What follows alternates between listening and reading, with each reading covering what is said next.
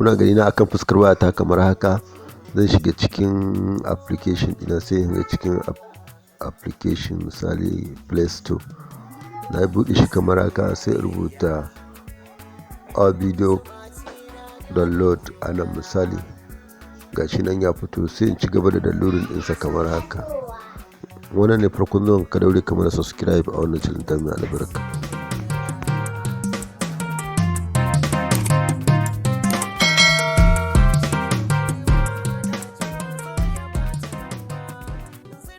Zai ci gaba da downloading kamar haka misali. Kamar haka kana gani, in ka ja ƙasa zaka ga abubuwan da zai buɗe kamar Twitter, Instagram, TikTok da sauran applications. Instagram, kowane bidiyo a cikin wannan app zai iya buɗe maka shi sosai.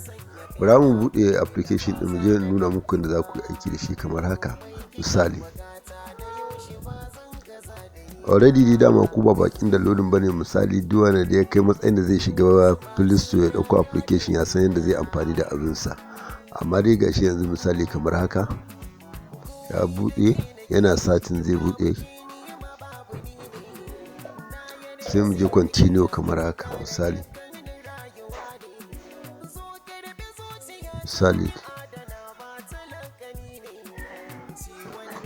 Kuna bibiya ta misali, to gashi ya buɗe kamar haka. Zan yi amfani da Facebook, sai ka danna dan point ɗin ka sai ka sa allow, zai je continue kamar haka. Yana buɗewa kamar haka, ga ya buɗe Facebook. Bari in sa password da username idan in yi amfani da ina kamar haka misali.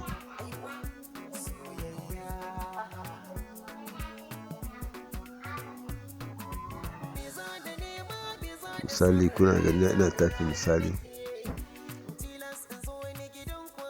An sa password, to misali already na sa, ka ga buɗe.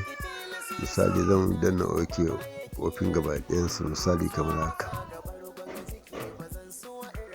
To kaga yanzu ga Facebook ya buɗe. Bara ka ga shiga cikin bidiyo, sai ka ga yadda zaka ga ya nuna ma downloading misali. Bara in shiga cikin bidiyon kamar haka.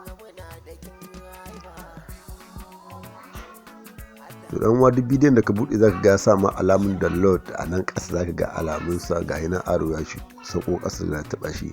To duk bidiyon da ka gani in ka taɓa shi haka zai download. Lokacin da zaka buɗe zaka shiga cikin nan kamar haka misali.